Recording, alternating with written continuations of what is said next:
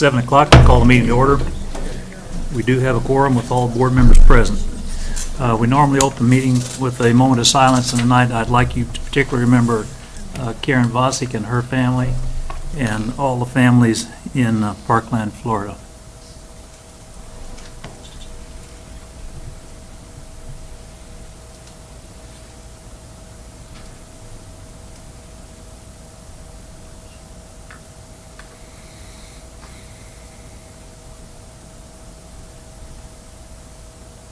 Thank you.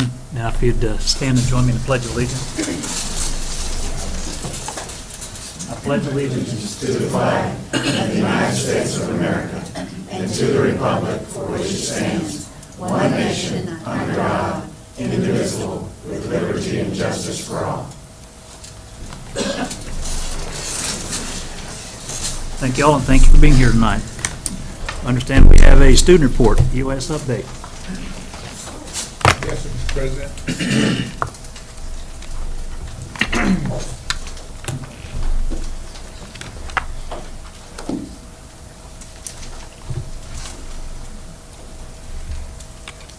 Good evening, Mr. President, members of the board, and Dr. Randall. This evening we have with us to share with you some of our students from each of our high schools. They'll be talking a little bit about their experience in AP classes. We're going to do it in a bit of a question and answer format. So if you have any questions you would like to ask the students at the end of our discussion, I hope you'll feel free to do so. I'll let them start by introducing themselves. Hi, I'm Erica Kimball and I represent Foster High School. I'm Ocean Hunt and I represent Terry High School. I'm Wisdom Duawar and I represent Fulshire High School. I'm Brian Narhosa and I represent New Bridge. I'll start with Erica by asking her, what would you just say to someone who's considering taking an AP course? Well, the advice I would give them, I would tell them that it's actually a good opportunity to take on these AP courses because it's good for stimulation of a college classroom. It's a good challenge. And I would also tell them to relax because I know that they're going to have all this stress built up on themselves from themselves because they're going to think about how rigorous the classroom is, how much time consuming the class courses are, and everything. So I would just tell them, just relax, breathe. If you're just disciplined in your studies and you just work on your time management, you will be okay. Erica will be giving time management in group sessions afterwards if anyone would like to. Wisdom, what would you say you've learned about yourself from being in an AP class? Well, I've learned that I actually have more stamina than I previously thought in terms of tackling all my academic work. Before I thought that with the amount of rigor that is brought upon in an AP class, I wouldn't be able to handle the work and still be successful and do other activities. But I've actually learned that, with studying, if you take your time out and you truly do work hard, you can not only complete the amount of work that you're given, but you can also be successful in the class that you're taking. Thank you. Ocean, how about you? What would you say to someone thinking about taking an AP class? For students thinking about it, just do it. Don't be afraid because it will be more work. You will have to set aside more time to do the work, but take advantage of the resources set aside. Ask your teachers. They're willing and looking to help you. Take advantage of success centers and take advantage of the AP Tech program that they have. That is going to be very beneficial and it'll help a lot if you're planning on going to college. You mentioned the AP Tech program. Could you tell us a little bit about that? Yes, ma'am. The AP Tech program is a program set aside in many of the schools within the district, and it's where they can let you use a laptop and even a Wi-Fi hotspot if you don't have one. And you can use it whether you're on the bus going home or sitting at home or even in the classrooms. They encourage you to use it. You can use it for reports, essays, any other school work that you have to get done. It's just a great resource that can help you. Thank you, Ocean. Brian, it's your turn. What have you learned about yourself from being in an AP classroom? All my academic career, I took academic classes throughout kindergarten all the way to 5th grade. And in the 6th grade, I took a pre-AP class. It didn't go too good. So I jumped out of there, but that's not for me. and just kept on, being who I was. And I'm what you call a slacker. And that's because my worth isn't as high as it ought to be. And AP classes has really helped me to realize how good other people are. When I was first joining an AP class, I thought I had to be in a test, I had to take a test to know if I could be in the class or not. Turns out all I had to do was circle it. And it was a lot easier than I thought. And in being in there, I've been able to see my classmates, my teachers, who've provided support, they've provided comfort, structure, when I felt like I couldn't do it, when I couldn't, And it was amazing for me to realize that I could be more, that there was more space for me to improve in my life. And what I'm doing in AP classes and what I realized about myself is that I can find a better version of myself in AP classes.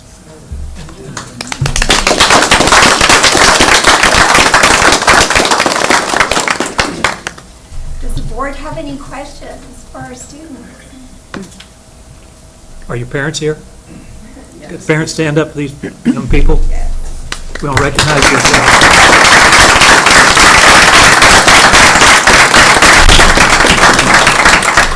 Now questions. I'm just curious, when you go to these AP classes, what's the difference between that and the academic as far as the atmosphere, and you're talking about structure and time management? How different is it? My friends are a lot different. My circle of friends has drastically changed. I went from being someone who's always trying to impress my friends, always trying to make them laugh during class, and it changed me into somebody who's dedicated about their work, somebody who wants to be successful. And I've also instilled that into my brothers and sisters. And when I talk to teachers and I say, hey, I'm struggling with this, they know I've never taken an AP class before. They know that I'm trying something new. So they reach out and they say, okay, come to tutorials. A mega lunch is incredible. And the teachers are able to provide outlines for essays in English, environmental science. They'll show you how to do the conversions, which I struggle with. I can go into more depth if you would like me to. That sounds very exciting. Thank you. Are there any other questions?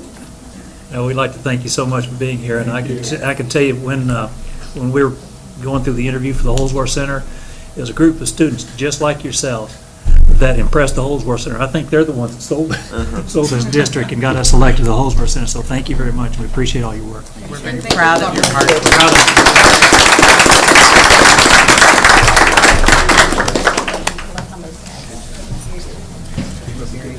That was a great job. Good work.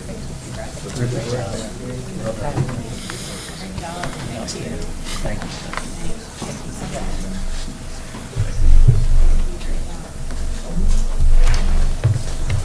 That's a joyous thing. Okay, for recognitions and awards, I'm going to take the first step here.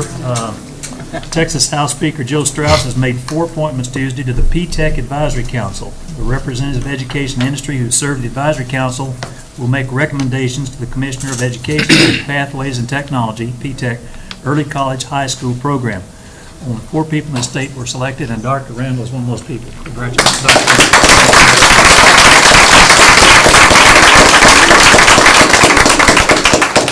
Do we have any other recognitions or awards? If not, I don't believe we have any introductions this evening. At this time, I'll have audience patrons. Yes, Mr. President, we do have patrons who wish to speak to the board. We are now at the portion of the meeting when the board allots time to hear persons who desire to make comments to the board. Persons who wish to speak to the board must sign up to do so as they arrive, and they must indicate the topic about which they wish to speak. No presentations shall exceed 5 minutes. Delegations of more than 5 persons shall appoint 1 person to represent their view. The board will hear the concerns, but the board cannot deliberate, discuss, or make a decision on any subject that is not posted on the agenda. Persons who speak to the board cannot complain about a district officer or employee in open session. Such concerns are heard in closed session after proper posting of the agenda item has occurred. Please state your name and address, and our first speaker is Kimberly Ashley.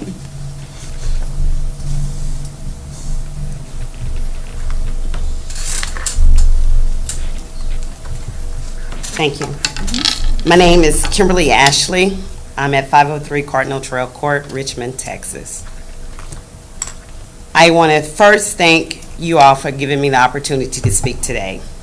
Today, I am here as a parent that would like to thank the LCISD board for their vote to extend Dr. Randall's contract for an additional year.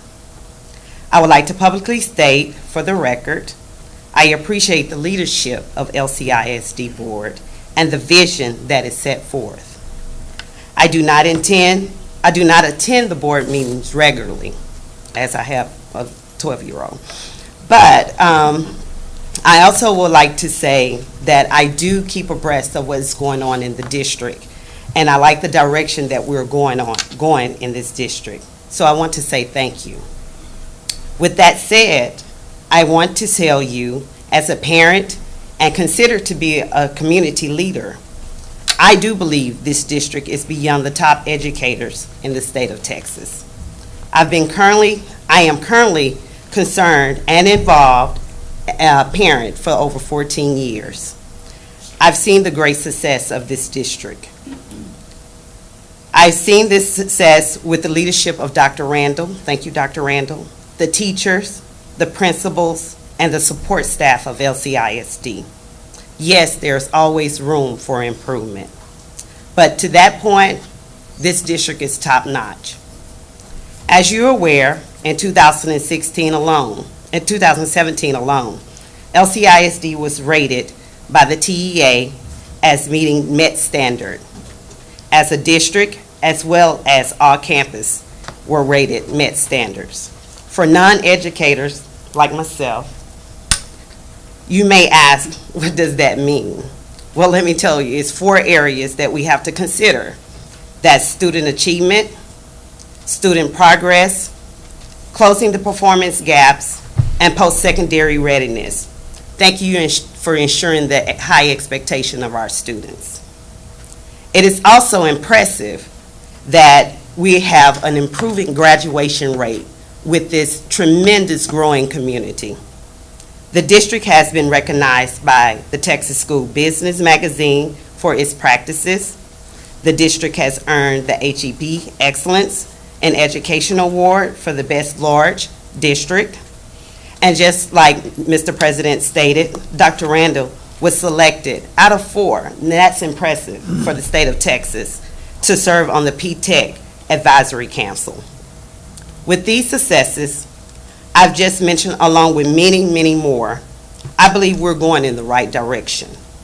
Under the leadership of Dr. Randall, and thank you again, the LCISD board, for preparing our children for the future. On a personal note, one of my daughters recently graduated from George Ranch in 2017 and is attending Hampton University. But because of the education she received in LCISD, my daughter, her first semester, made all A pluses in all of her classes. That's because of the education and the technology that was given and provided in this district. Again, thank you, Dr. Randall, for your service. I thank the LCISD board for extending his contract. And with these accomplishments, we cannot be going forward the way we are. So again, thank you, and thank you. Thank you.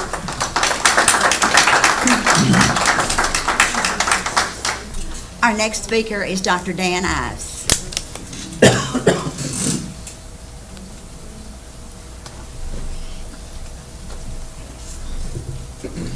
I'm Dan Ives and reside at 2500 Pecan Drive, Rosenberg. There is approximately $20 million built into the 2017 bond budget for outsourcing construction management for some $400 million in projects over the next 4 years. Over the same 4 years, in-house construction management can get the job done just as well for an estimated $2 million or no more than $3 million, including initial program costs, a difference of $17 million. That would go a long way to provide additional school security. I have reviewed Tuesday's workshop video about in-house and out-house construction management. I did not hear any comments about cost comparisons, nor was anything mentioned about the architect's role in providing many of the same management services for no additional costs. It was implied that both program approaches can get the job done. It is understood the district operates out of two different money pockets by law.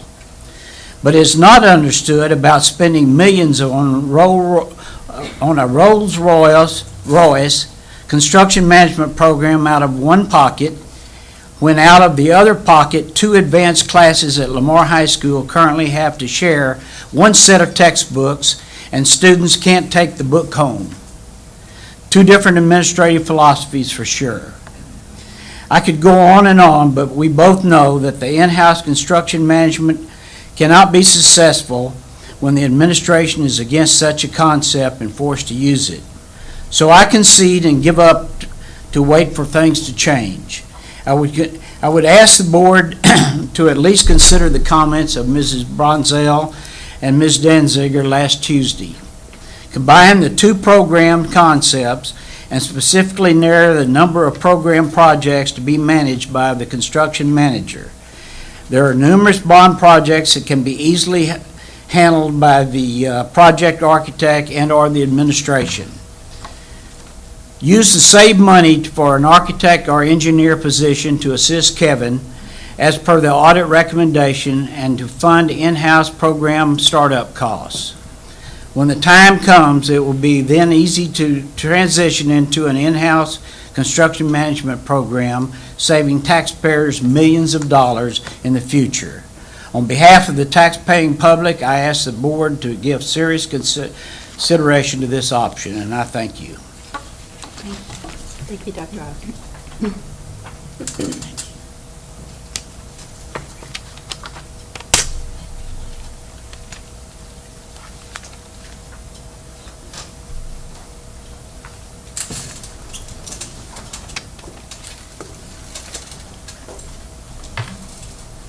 Our next speaker is Kim Thomas.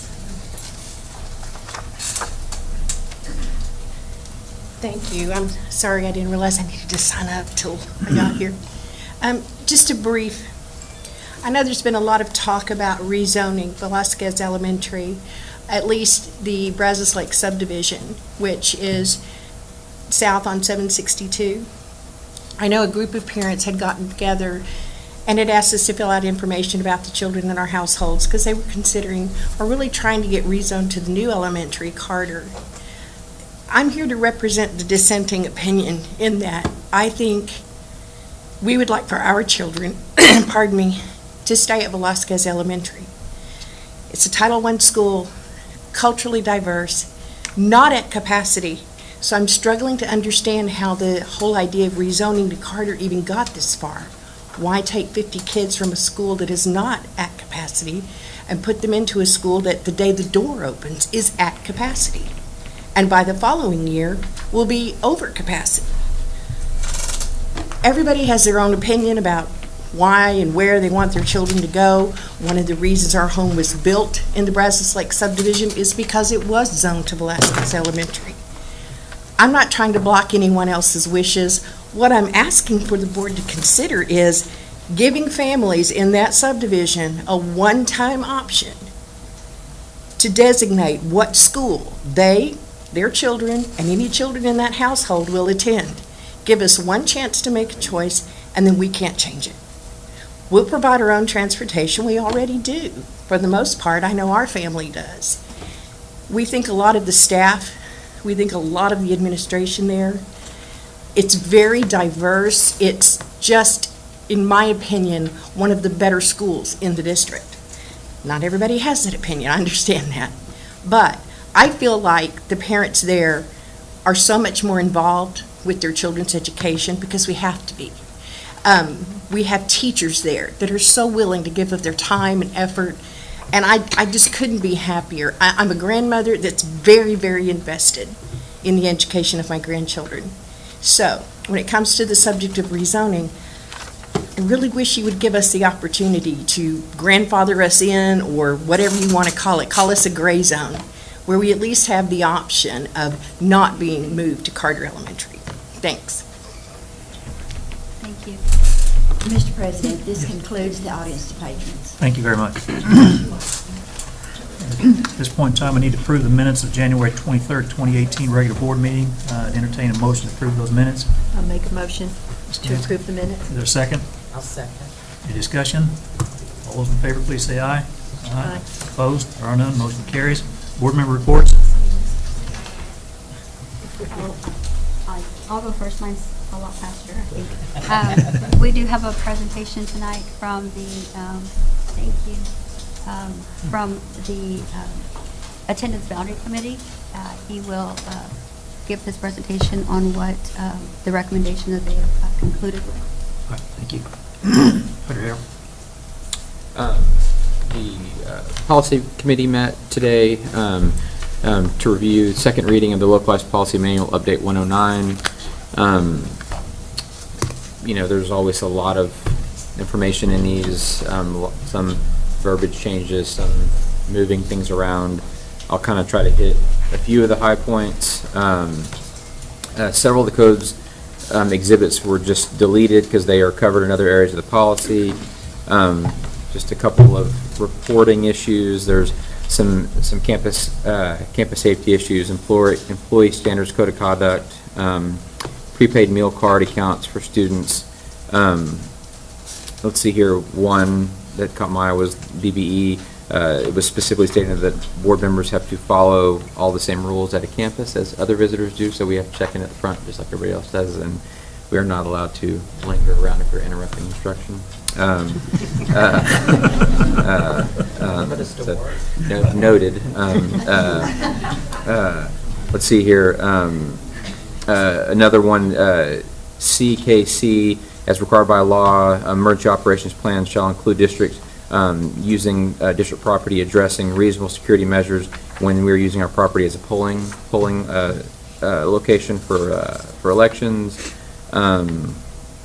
Let's see, one was transportation management for hazardous areas. So basically, the students that live in areas less than a 2-mile radius from the school, the district can request additional transportation allotments if the board deems that certain areas within those zones are hazardous for students to be on. Let's see, in food services, there was a section establishing the specifics that if a child has exhausted or has insufficient funds on their meal card, that the district allows them to receive $15 of extra meals plus 5 additional on top of that, so that we can, and then also that the district has to make sure that those kids are not in any way identified amongst other students as well, until the district can handle getting those kids paid up. Let's see here, there was the policy that passed last year about videoing in special ed settings in classrooms. There was some clarification in some of that, in what type of settings have to be videoed, what type don't, response time, how fast the district has to provide those videos if requested, and then who can actually request them. There was one I saw, it is now specifically stated that in the attendance portion of the policy that students in the National Guard, Armed Services, enlistment receive up to 4 excused absences when they're doing their services. And then there was also a lot of clarifications in campus security as well. That's my point. Thank you. Okay. Board Facilities had their committee meeting today, and a few talking points. Don Carter Elementary School, the exterior masonry is being installed, the interior walls have been installed, and drywall installation is ongoing. Site paving is nearly complete, and driveway connection to the roads are beginning. There's still little bit, maybe a week or so behind because of Mother Nature between floods and freezing, but they're doing well to catch up. School's currently out for bids. New Culver Elementary School bids open next week and will be presented at the March meeting. Fulshear High School shelf space bids open next week, presented at the March board meeting. And new Roberts Middle School bids open in March will be presented at the April board meeting. Construction is well underway for the new maintenance and operations facility, scheduled to occupy after spring break, so I think some people in our district are going to have a working spring break. Natatoriums at George Ranch High School, Foster High School, and Fulshear High School are getting close to where they need to be, and band hall additions at Terry High School and Lamar Consolidated High School are nearly completed. The construction in final punch list stage, the baseball complex at Terry High School, and I hope many people got to come out to the open house February 1st. I know many of us were there and very impressed with the work that was done, and good luck to the softball and baseball teams for Terry High School this year. The district-wide access controls, installation of card access controls, it's ongoing at all schools. Bowie Elementary has been set up as the first site to test the operation of the new system. And the district-wide site lighting, replacement of exterior lighting on the buildings is underway. The parking lot lights will begin soon. Foster High School water plant upgrades, drilling of the new water well and constructing a new water storage tank at Foster High School is underway. And then they did give a quick update on Campbell and Dickinson tracks, and they are nearing completion. A little bit of weather issues there too, because they can't put some of the thing down with all the rain. And on a personal note too, I would like to thank the retired teachers, Fort Bend County retired educators this week, went to Bowie Elementary, and every year we do a book drive and we pick an elementary school, and this year Bowie, every first grader in kindergarten got to come home with a brand new book Tuesday. And I appreciate all the ladies and gentlemen of that organization. We try to pick a school every year, and the Bowie kids were just as happy to see us and get their brand new book. So I thank that organization. Great, thank you. Anybody else? Yeah, I have the Finance Committee met this week as well, and Gallagher presented a preliminary report on the district's employee health plan, and they will be back next month with a recommendation. All right. Thank you, Manny. Joe? Yeah. All right. Moving on. Dr. Randall, any reports? Yes, sir, Mr. President. Several of our staff members went to Round Rock this past week to gather data and information on how they use their technology innovatively and to support their night school students. They were also able to tour the facility in preparation for the new ALC building that we're going to be looking at.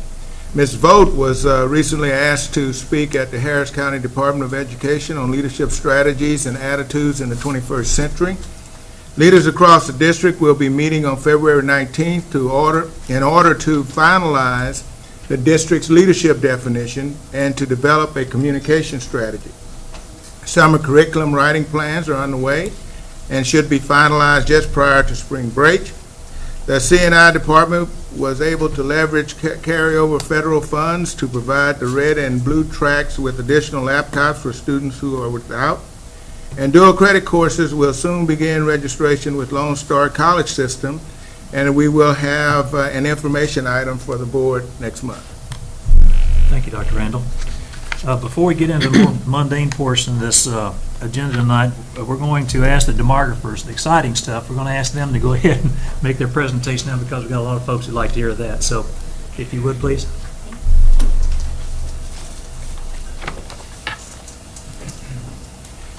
We have Dr. Stacy Trapera and Justin Silhavy. Justin, one of these days I'll get it. You almost got it. That will be doing the report for PASA. Don't worry. It's actually not even supposed to be Silhavy. It's actually Shilhavy, if you really want to go back to the old world.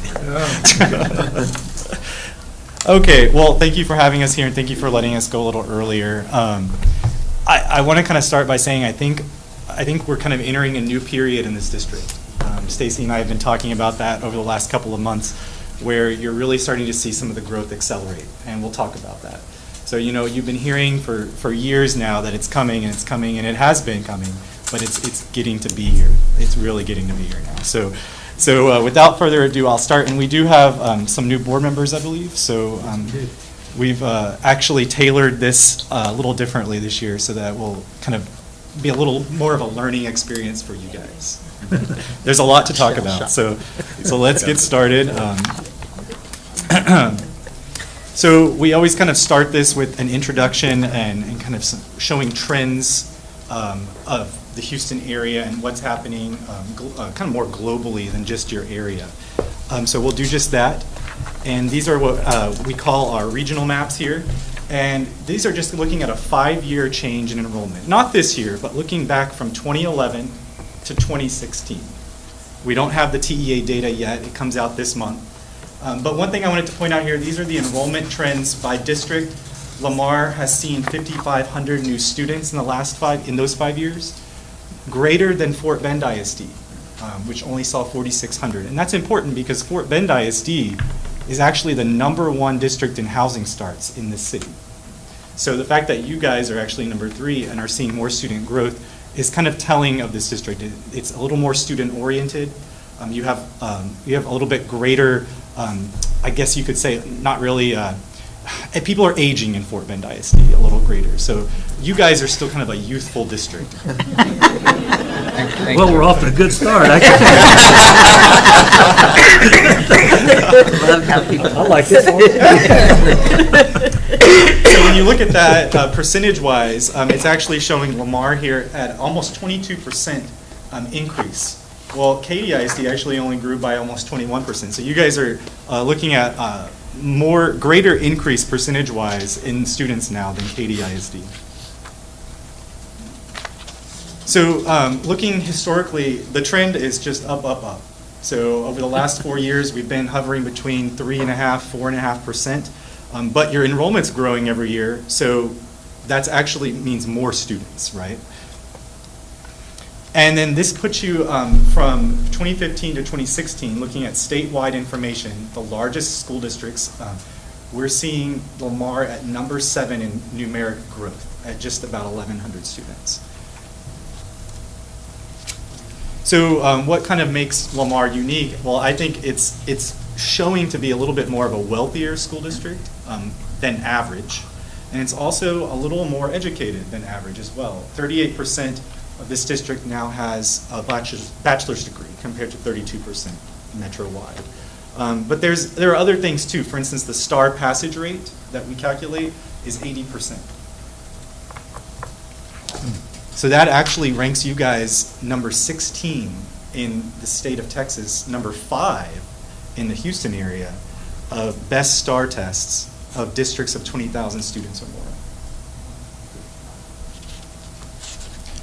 This is always something really important to me, kindergarten enrollment versus actual births. So this chart here is showing kindergarten enrollment in the blue line since 2002. And the maroon red line here is the births adjusted 5 years. So we're looking from births, for instance, this school year, we're back in 2012. Let's just say for ease. The births from 2007 to 2011 increased 9% in this district. But from 2011 to 2016, they've increased 31%. Oh. A lot of that has to do with young district. There are more homes. There are more homes. You're younger. Right. There are more homes. You're a little bit younger of a district. And also during the financial recession, we just saw fewer births overall. But that's pretty substantial. It's a very big rise. We also look at charter school and private school enrollment. And so in Chapter 3, we have some very nice maps and tables showing where students are actually going if they're not attending Lamar CISD. We've contacted private schools, and we now get a lot of information from the state regarding district of residency. So we have a really good feel for how many students are actually going to certain charter schools because they're moving in. You guys know there's a new high school actually just outside the district on Beach Nut. called the International Leadership School. It opened this year. It has grades 9 and 10. So they're pulling a little bit from Lamar, they're pulling a little bit from Fort Bend and Katy. But these schools are starting to kind of move into this area, mostly in eastern Fort Bend County, but they are affecting this district. So we can actually see that the charter school growth here is happening. We had about 405 students attending charters in the fall of 15. We're up to almost 600 now based on our estimates and our survey. Overall, Lamar still takes in just under 95% of all the resident students, so that's still pretty high. So employment and jobs, those are going to be drivers of growth, right? And Houston definitely was seeing low employment in 2015 and 2016, but that all started to change in 2017. The oil industry, the energy industry really kind of stabilized. And at the beginning of this year now, we're seeing actual growth in a lot of energy firms. So, and Harvey actually helped with that a little bit. We've seen a big boost in November and December in employment metro-wide. So looking at Fort Bend County, in the last 12 months, we've actually seen about a 2% change in employment numbers. And that unemployment rate went from 5 to 4%. And that kind of happened across the board in all of these jurisdictions and counties. So we're back to a little more normal levels before the energy crisis a couple of years ago. So what is the job outlook? Well, there are a lot of things to consider, but I've just highlighted a few here just for interest. The Texas Medical Center continues to boom with $3 billion in investment now, and a lot of those jobs do come from this region. With about 6,000 new jobs estimated in these research campus and hospital expansions in the next couple of years. And as I mentioned, the price of oil is hovering between $60 and $65 a barrel now, much better than even a year ago. And up in the very far northern part of this county and in Waller County, we're seeing a lot of industrial growth starting to sprout up between Brookshire and Katy. Amazon just opened their big $1 million distribution or fulfillment center, I guess. And Goya Foods actually announced about a 300,000 square foot expansion of their plant off of Highway 90. That's about a half a mile from this district's boundary. It seems really far from here, but it's not from the epicenter of growth. The Port of Freeport, we've always talked about this, but actually just last month, the state finally funded a rail study from Freeport to Rosenberg. It was about $600,000 in that rail study. And Union Pacific recently started construction on their largest rail yard ever in Robertson County, which is just north of Bryan. So that rail yard will help alleviate rail traffic from Houston going toward Dallas. And I'm mentioning all of this because a study from Brazoria County a few years ago said that there would be 15 to 25,000 new jobs created in this region between Freeport and Rosenberg if that rail line from Freeport could actually get up and going. Just because of the growth from Freeport, it's going to be one of the largest ports in depth if they can actually get it to that point. And with the Panama Canal expansion happening now, and it actually did happen, we're going to see this growth continue. Brazoria County is in a little bit of an industrial boom right now.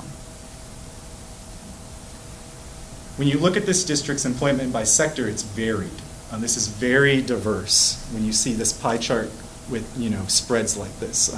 We always see education and professional kind of high. So it's worth mentioning that it's a very diverse workforce. So if one piece of the puzzle fizzles out, you still have a lot of others that are pulling jobs into work there. So without further ado, we'll get to housing, which is the biggest driver of growth in this district.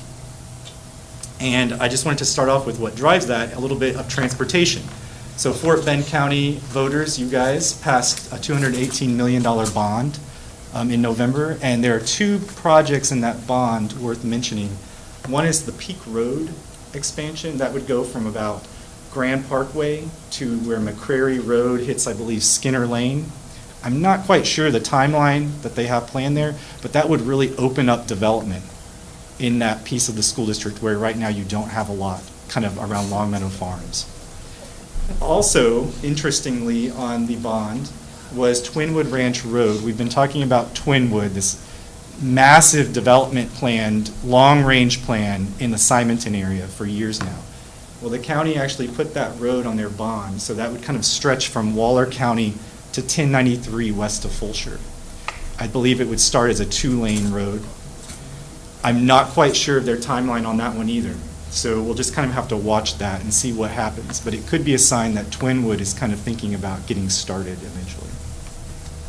And of course, the Southwest Freeway and West Park Tollway expansions continue.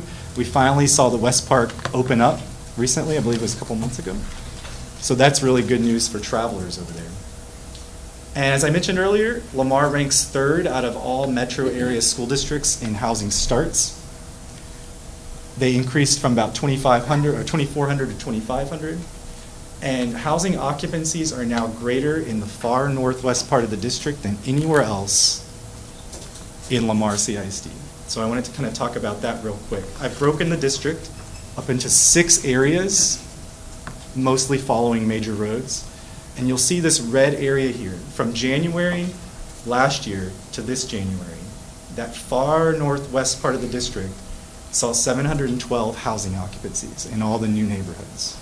So that is actually greater than all these other segments of the district, and that's a first. So when you look at this chart here, it's showing those 6 areas and the growth from January 2015 annually to January 2018. So in this last year, we've seen the greatest number. The housing starts in this far northwest have doubled since January 2015, or January 2016.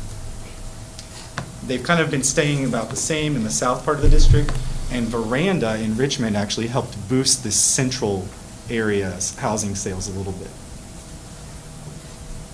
So as you can see, in those 2 years compared, that far northwest saw a 90% increase in housing occupancies. So, for you new board members and a refresher for everyone else, I wanted to kind of just go over how we put these housing projections and student projections together.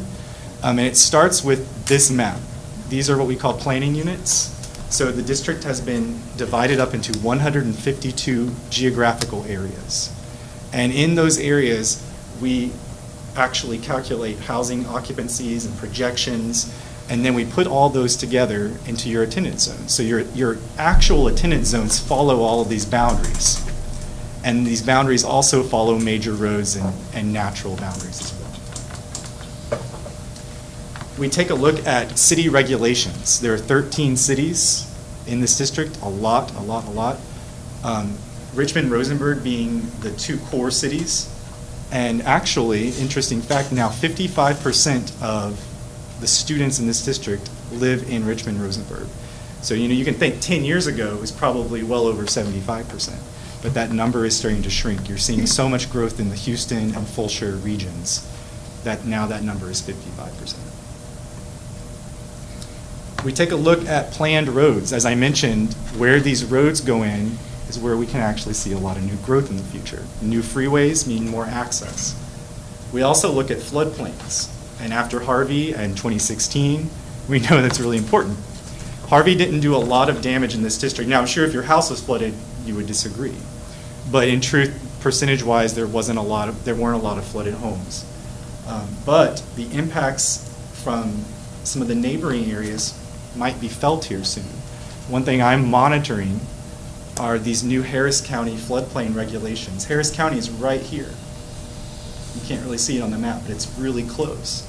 And that area is all in the floodplain in North Katy ISD.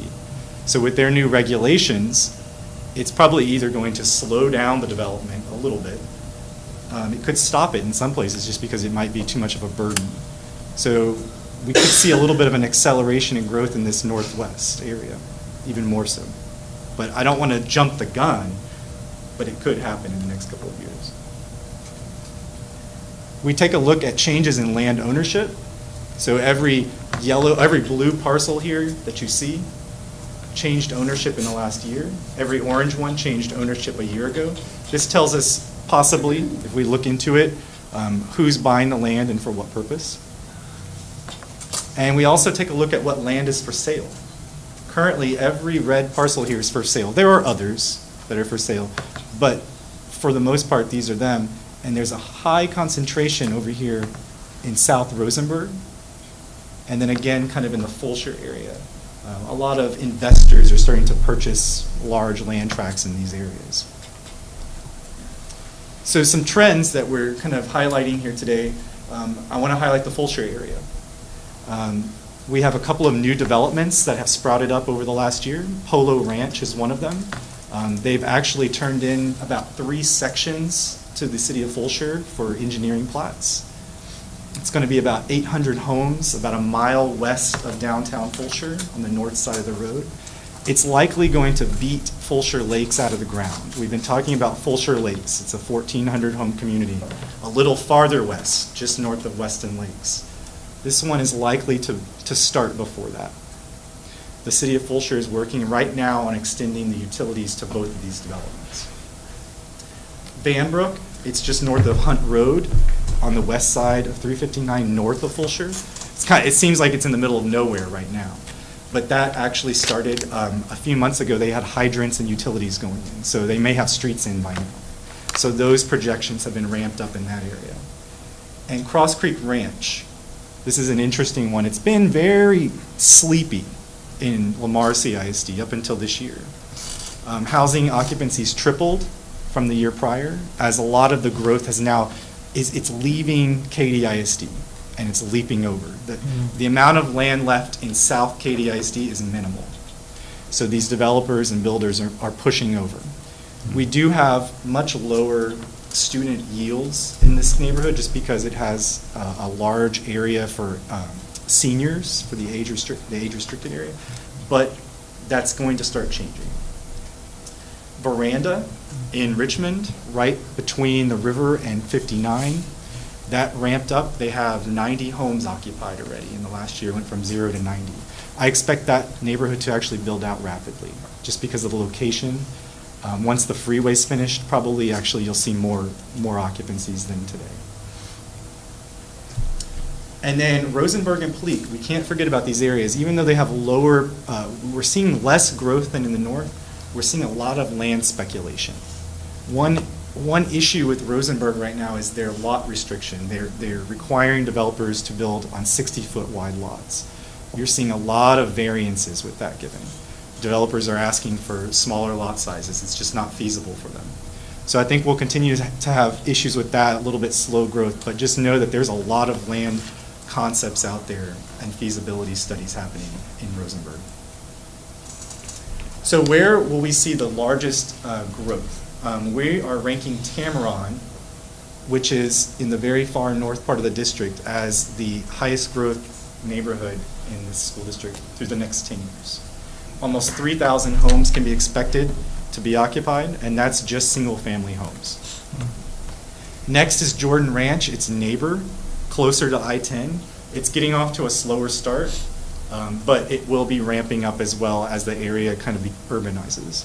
And then Veranda and Cross Creek kind of round out the top 5 there. Fulshire Farms is still in a conceptual plan. It's going to be east along 359, but I fully expect that Johnson development to actually start in the next 5 years as well. It may depend on utilities.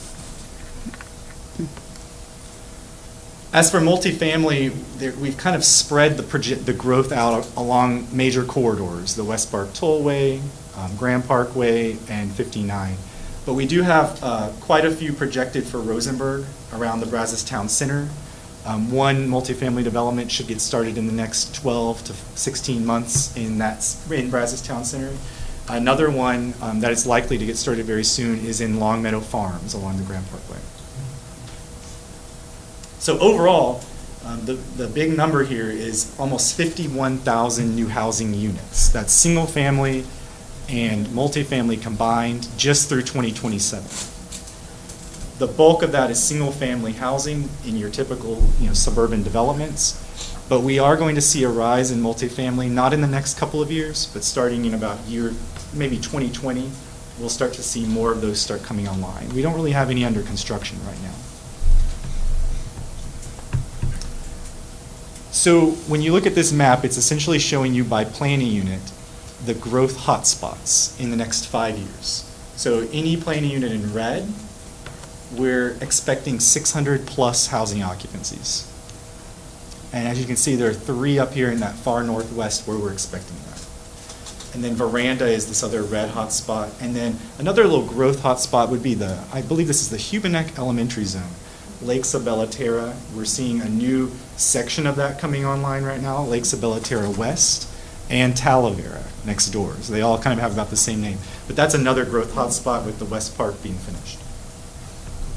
Looking 10 years out, we kind of see that spread everywhere, but there's still a couple of focal points. South Rosenberg, and then of course Fulshire. Some of this in between really is dependent on a couple of really large landowners and what they do. But we've projected that out toward the end of the projection period. We don't quite know yet these plans. So when we look at the housing, we also need to kind of take into account how many actual students are in these homes. We know age-restricted communities don't have any, but what about the rest? When you look at all single-family homes in Lamar, we're looking at about 0.58 students per home. This has really remained unchanged for the last 5 years. Multifamily has also really remained unchanged at about 0.38 students per home. But when you look at each community, that's where you really start to see differences. And so we have this in our report, all these what we call student ratios highlighted, but I wanted to point out a few. So these are our master plan communities in Lamar. Cross Creek in 2014 hardly had any students, 0.04 per home, 4 per every 100. But now we're looking at 0.16, and that's really jumped up just from last year. We have more homes being constructed, more homes where families are actually moving in. Firethorn West is a great example of a school producing or creating more students per home. Lindsay Elementary opened this year. The ratio, which was really stable in the 0.2 to 0.27 range, shot up to 0.37. Those families don't have to drive 5 to 8 miles anymore to go to school. We also have the converse. We have Greatwood, which of course most of those homes were built 20, 15 years ago. We have Greatwood actually losing students slowly. When you see this, it usually happens slowly. Sometimes it happens quickly. But in Greatwood's case, we're seeing it kind of trickle down. We had 0.63, now we're at 0.61 a couple of years later. You can really see that in the lower grades, and Stacy may talk about that a little bit. Tamaron, look at these ratios. It went from 0.34 2 years ago to almost 0.5 today. And I fully expect that to keep creeping up as students age and we get more and more students in each home.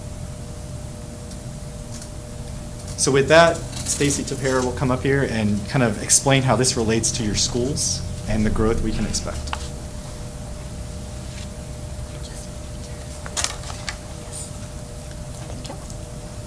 Thank you. It's good to be back, and it's good to see some new faces. Okay, you've heard a lot of information tonight, and as a summary of all of these factors that you've heard a little bit about, all of this gets put into our projections model. So we look at general umbrella issues that are affecting the economy in the area, like employment, and big effects of natural disasters like Harvey. Projected new housing and how many students are yielded from that new housing, where your current students live right now. And another important factor that we didn't get into tonight, but is very important in the model, is that we analyze where the students are moving around or not moving around within the district. So when Justin alluded to Greatwood, this happens all over the state in master plan communities or large neighborhoods that are desirable, and empty nesters don't want to leave. Their kids graduate from school and they stay put. And so those elementary schools have fewer and fewer kindergartners showing up every year because there are no more houses to be bought because the empty nesters aren't moving out. Okay, it happens all over the state in desirable neighborhoods, and so we look at which neighborhoods are aging out like that and which neighborhoods are turning over with selling those existing homes to younger families. All of that goes into our projections model. to project how many students will live in each of those planning units each year by grade group for the next 10 years. And so, in case you're wondering how this model has been worked out over the past few years, the maroon lines are the enrollment over the past few years in Lamar CISD. This maroon line is the enrollment as of October. And the blue lines are our last year's projections of low growth, moderate growth, and high growth scenario. So the actual enrollment fell smack in the middle between our projections for moderate growth and high growth. And you veteran board members have heard us say many times that we are always conservative in our projections. We make a real effort to downturn the aspirations of very optimistic builders and developers to give you a reasonable and conservative approach. And so this fits nicely with that goal in that our moderate growth scenario was a little bit more conservative, plus the acceleration that we've seen over the past year.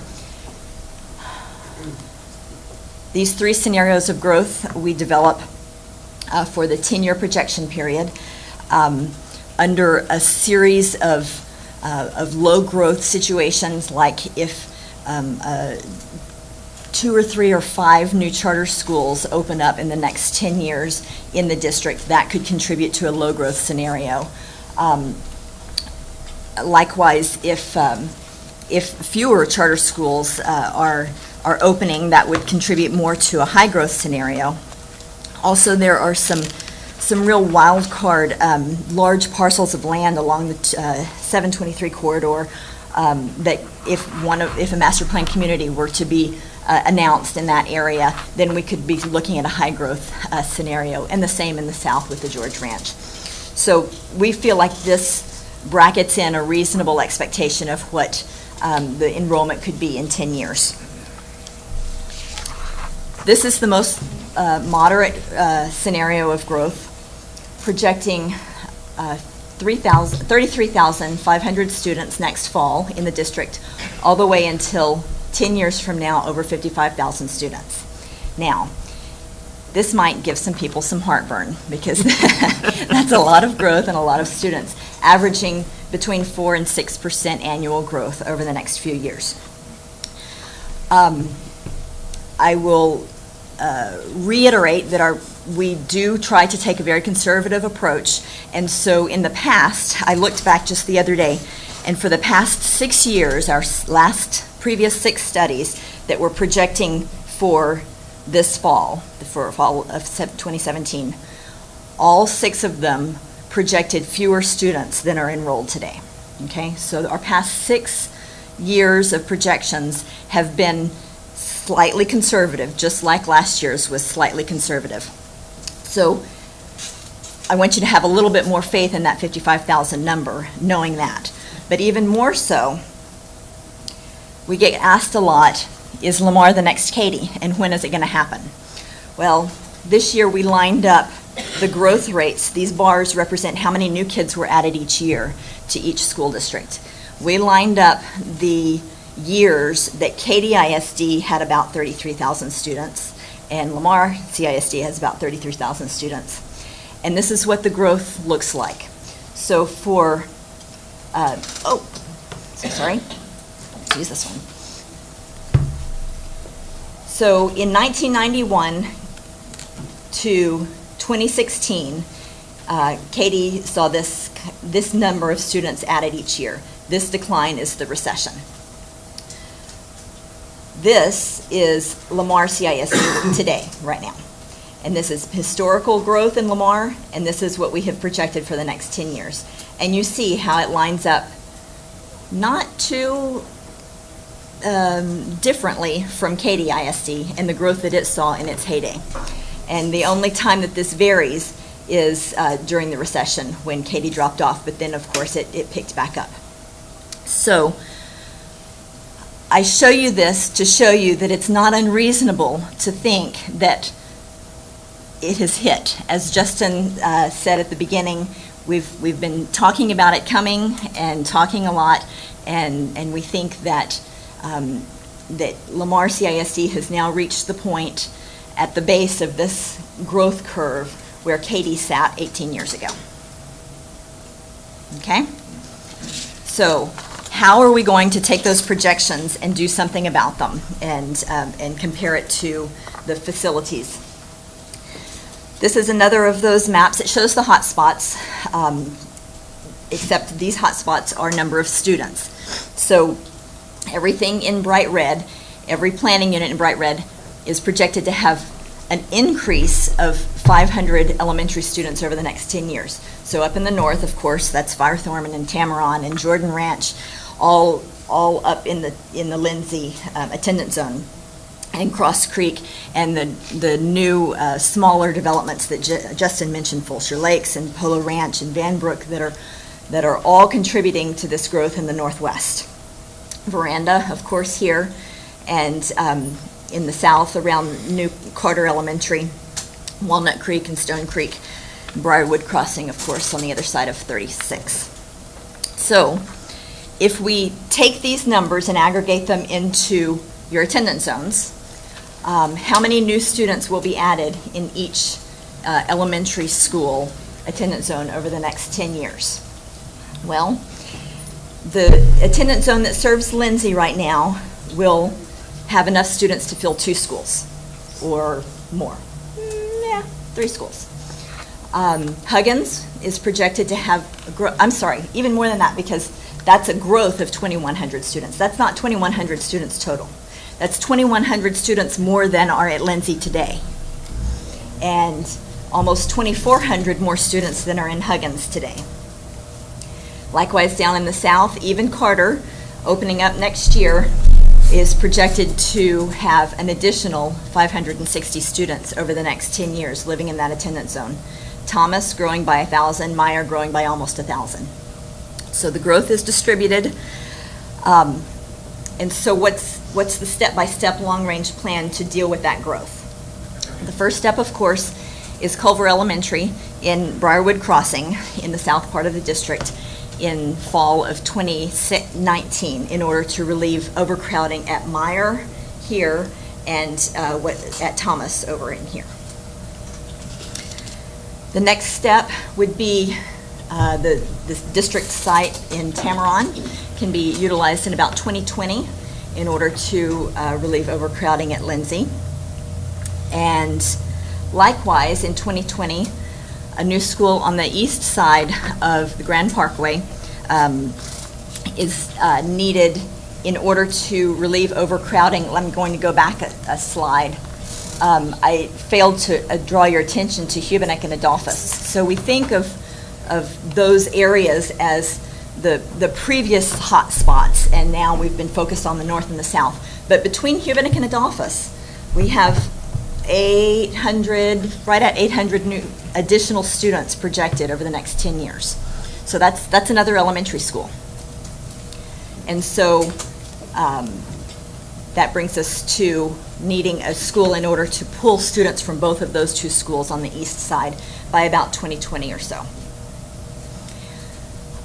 This is all very similar to last year's plan. On the northwest, somewhere west of Huggins, by about 21, we are projecting to be able to fill a school. And I also failed to mention something that I have spoken about often, and that is particularly when you have a attendance zone like Huggins, where one elementary school, and a small elementary school at that, has the hot spot of all of the growth located in it. It's really important that we plan a few steps down the road with each of these opening of these schools, because so that we can avoid moving the same kids twice. So we like to pull some kids off of one side of Huggins and then pull some kids off of another side and pull some kids off from another side, so that we're not domino moving these kids out. And that's so far has been a relatively straightforward approach in this situation. Sometimes it's not that easy in other districts. And also by about 2021, Hutchison, that contains Veranda, will be exceeding capacity, as well as Adolphus which has a part of its attendance zone north of the Southwest Freeway. And so both of those could contribute to fill a new school around the Veranda area.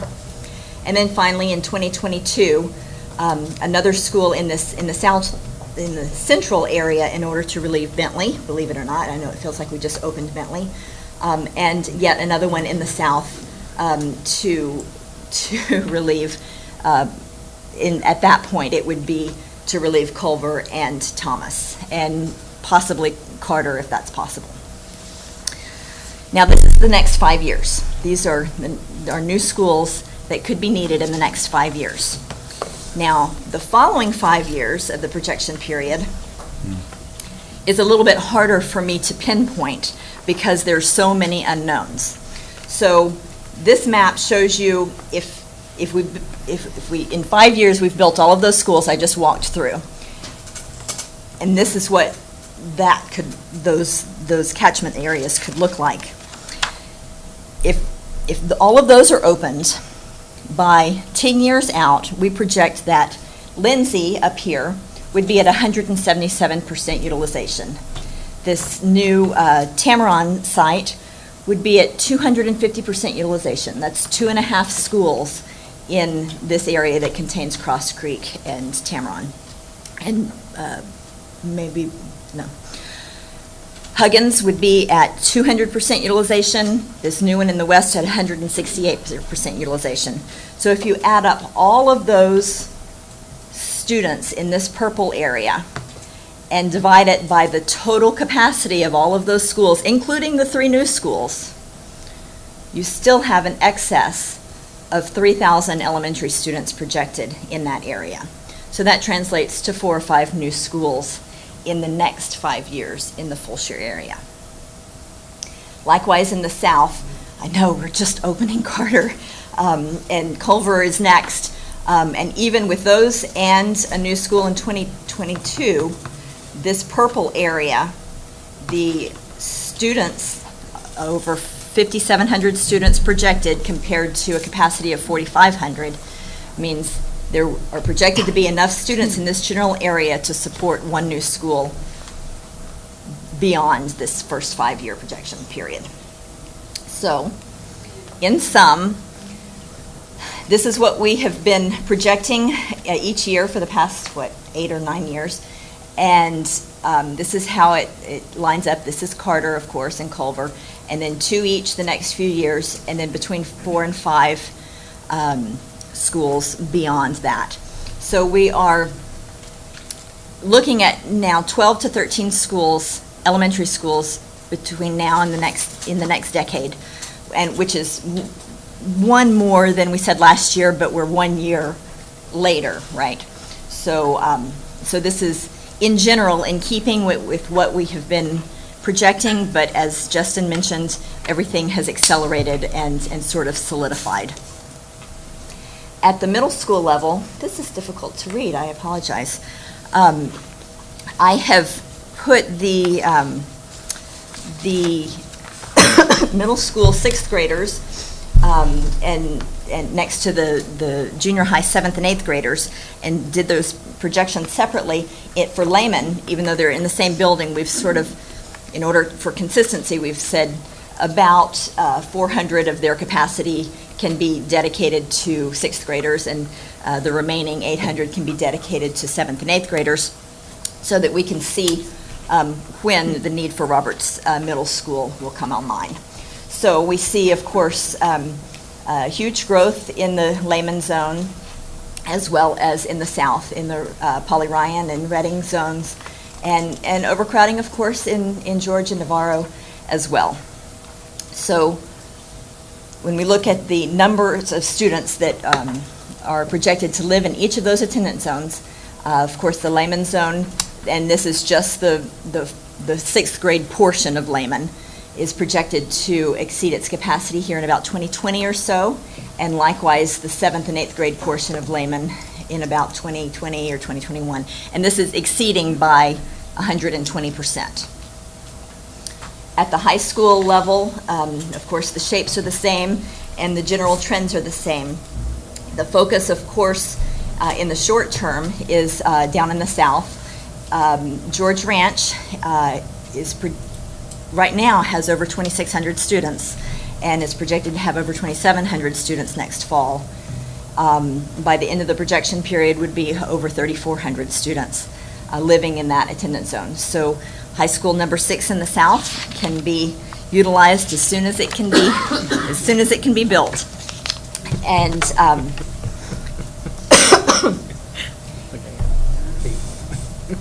but also, of course, the long-term focus in the Fulshear and not to discount the foster zone is still growing as well. 2,800 students projected in the foster zone and almost 4,000 students projected to live in the Fulshear zone at the end of this projection period. So when we look at the numbers for that, George Ranch is highlighted currently because it already exceeds its 120% threshold. But and so the new high school 6 opening somewhere in this time period would be ideal and needed in the south. But I encourage you to not forget about the north, because yes, we just opened Fulshear, but it's already time to start considering when that next northern school might need to be utilized.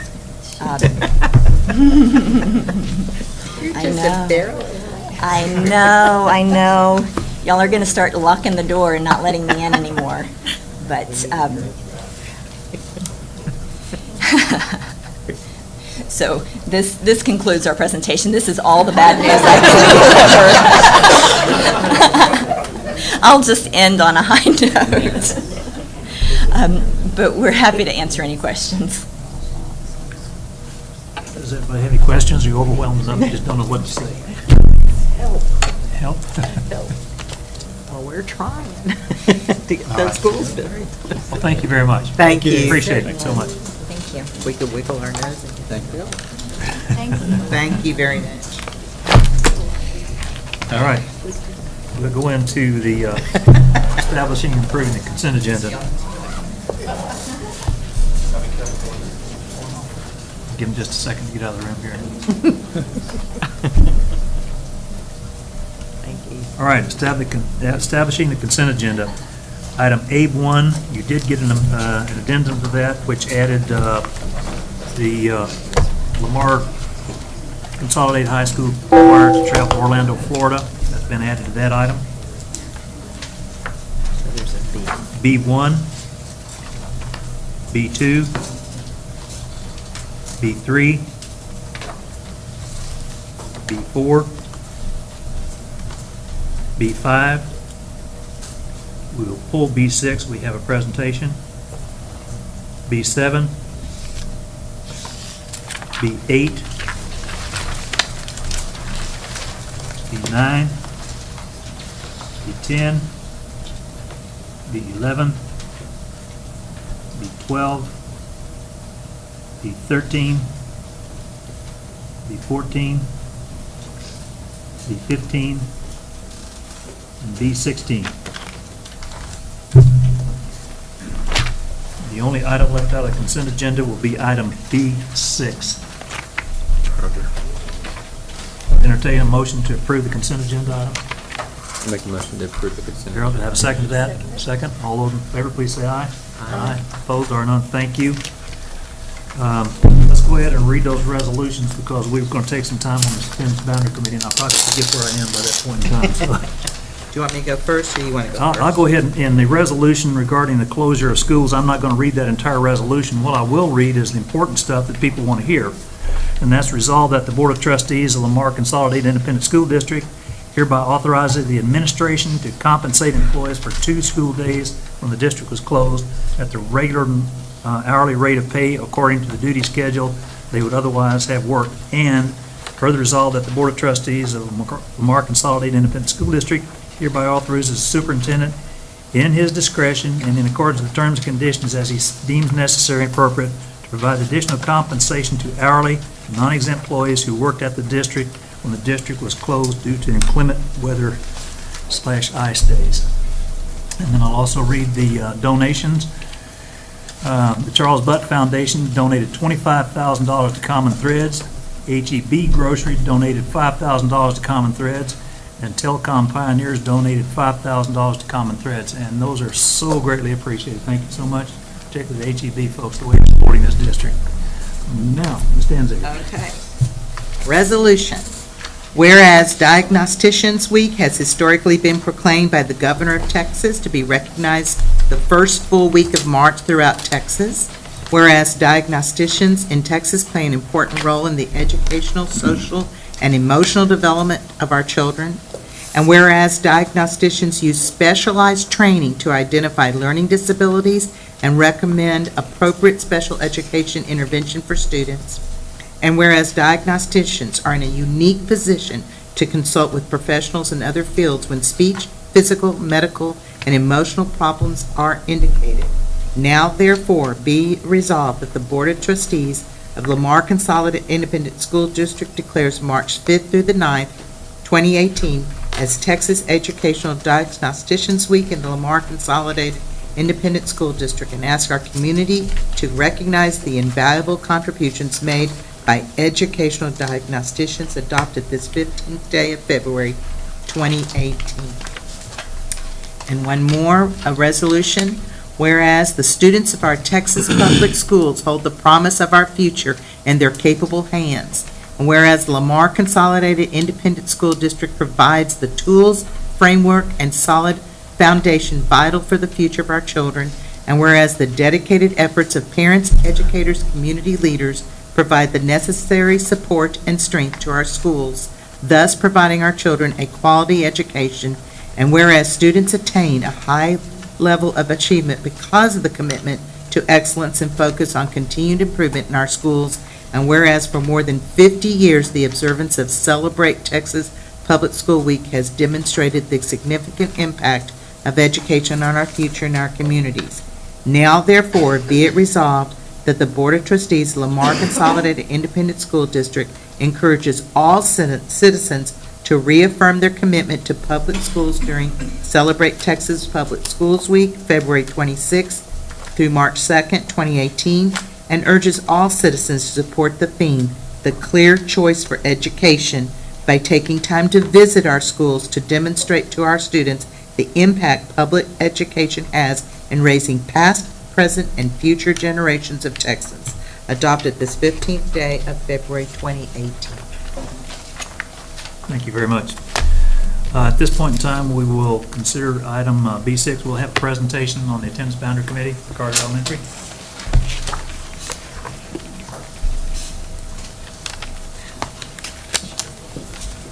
Good evening, everyone. We have Brian Ham, who was chosen as the spokesperson from the Carter Attendance Boundary Committee, and he will give an overview on the process at this time. Thank you. As Mr. Rockwood said, my name is Brian Ham. I was on the Attendance Boundary Committee for Carter. I know there are several other committee members here in attendance tonight. And I'm going to go over the presentation that the committee ultimately went forward with.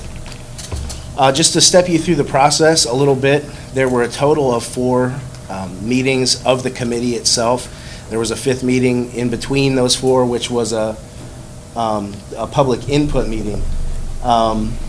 Just to give you an idea of what the meetings consisted of and what our discussion revolved around, the first meeting we sort of went through the zoning process and better understood that, and we also reviewed and discussed the initial zoning proposal that was presented by the district.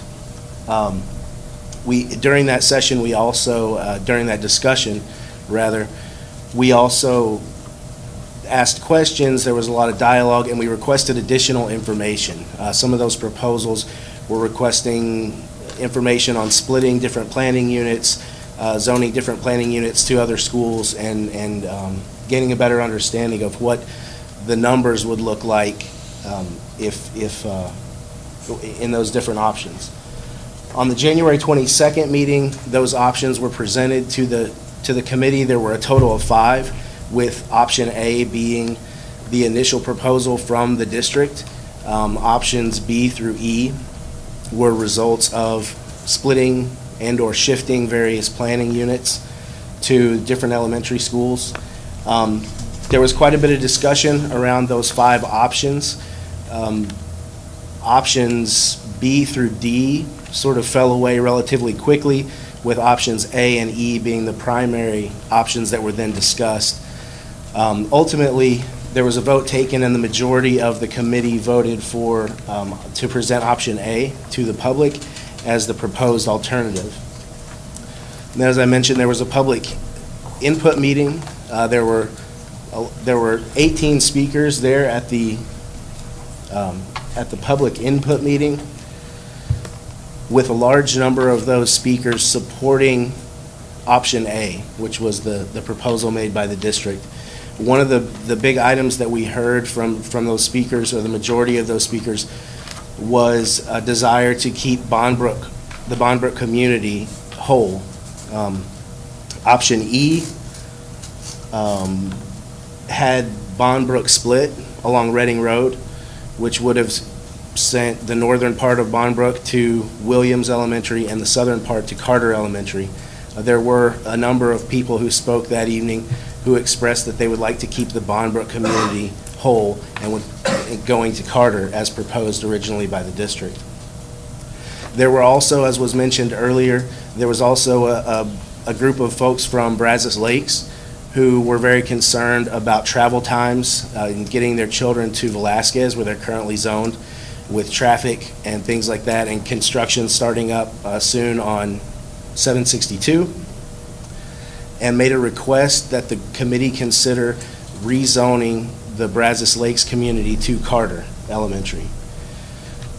The fourth committee meeting and final meeting was on February 5th, where we discussed the input that had been received from the public input meeting, as well as the additional, which included rather the inclusion of Brazos Lakes into Carter Elementary. Overall, the majority of the committee members again voted for the initial proposal that was made by the district, with the addition of Brazos Lakes. So that is the ultimate proposal that went forward, and also with the proposal that Williams fifth graders be given the option to grandfather in and stay at Williams. However, that understanding that grandfathering would not extend to younger siblings at Williams Elementary. So this map gives an overview of the proposal that's being put forth. Again, what you see there, this originally was one planning unit. It was split into 2 for purposes of looking at sending this planning unit to Williams and this to Carter. I believe in option E also, this planning unit would have gone to Carter, with this planning unit, which doesn't have much development currently, staying with Thomas Elementary. Also, adding in these planning units down here, which are currently zoned to Velasquez, and including them in Carter Elementary. So overall, the rationale, after much discussion among the committee, again, with the proposal that went forward, I think ultimately the decision made by the committee hinged quite a bit on the public input hearing. There were some, as you would expect, some varying opinions. There were questions on the committee regarding, I'll go back one slide, regarding the number of students projected to be at Thomas Elementary compared with the students projected to be at Williams. I understand some of the board members may have similar questions to that. Those were considered by the committee. Again, ultimately, with one of the major deciding factors there being the input that we received from the public. At the end, a lot of the rationale behind this, obviously the goal here was to reduce or provide enrollment relief for Williams Elementary. This proposal would allow Carter to grow at a relatively moderate pace. And then we took into consideration whether students would potentially, under the other options, would have to potentially be moved multiple times. That was something that we tried to avoid as a group. And that's that concludes the presentation on this. If there are any questions? Let me go ahead and get the motion to approve, and then we'll do discussion. Could I have a motion to approve the attendance boundary committee recommendation as presented? I'll make a motion to approve the attendance boundary committee. Have a second to that? Any discussion, questions? I have a question. Yes, Catherine. Looking at option A, how soon would we have to start adding portable buildings to Carter, Arredondo, and I'm not sure if Thomas has portable buildings already? Thomas? Oh, yeah. In option D,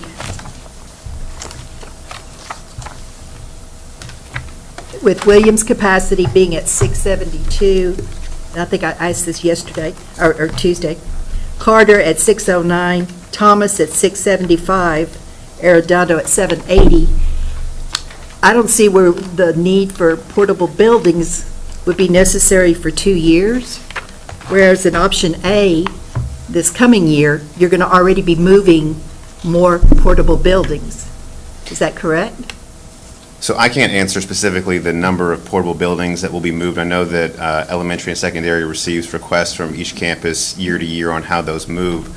I know that when the committee was looking at how to draw the boundaries, the primary concerns were, again, space utilization issues and trying not to have students move back and forth.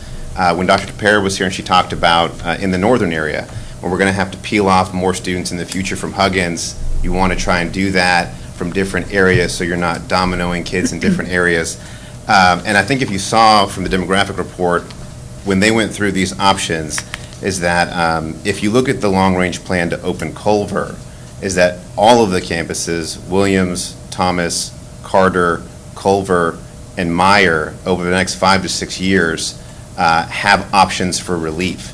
And that's really what the committee was looking at, not so much the portable building expense, but keeping the enrollment in control in that general area over a next 5 to 6 year period and not having kids move multiple times. But if you used option D, it looks to me like those kids would not have to be moved for at least 3 years. I believe option... I'm not understanding. I believe option D included the splitting of Bondbrook Plantation, which, as the committee had mentioned, when we had our public input meeting, a majority of speakers came out saying they wanted to keep that neighborhood together. And so that was the consideration of not splitting that.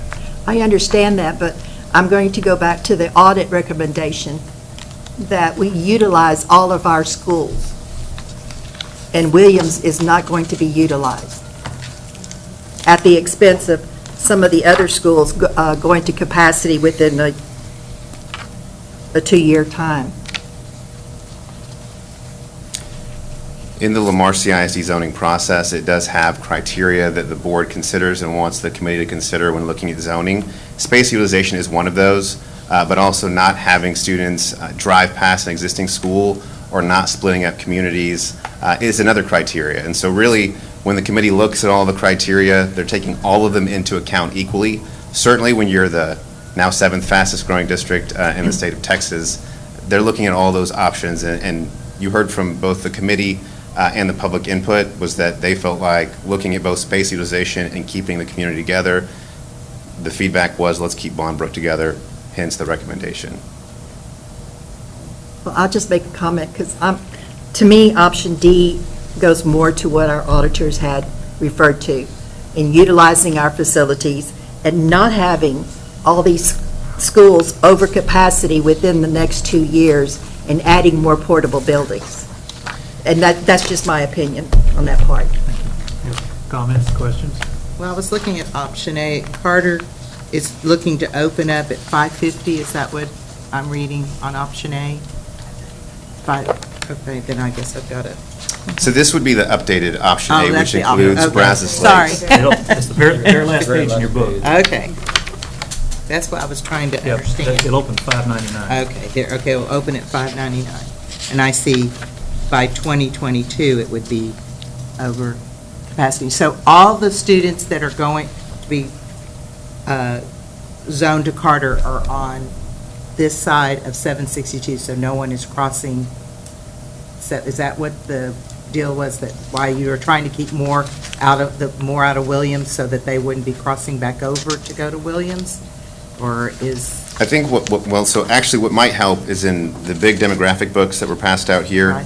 If you turn to page 261, the demographer already went ahead and looked 2 years out, both for, assuming that this zoning passes, and also includes a catchment area for Culver. And so looking out over the next 5 to 7 years, Beasley isn't over 121% space utilization until 2023.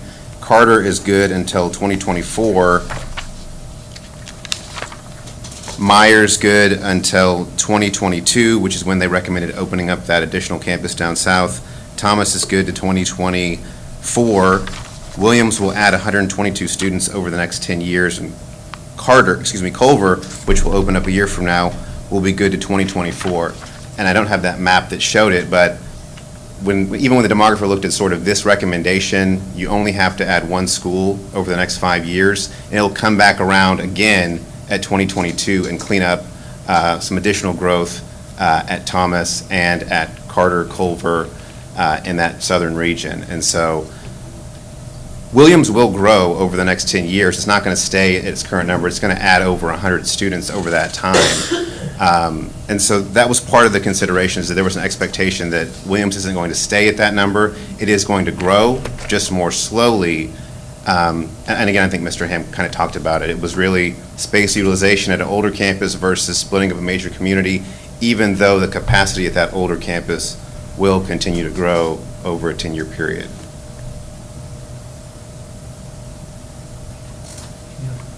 I just want to say, I think that one of the things that we need to keep in mind is that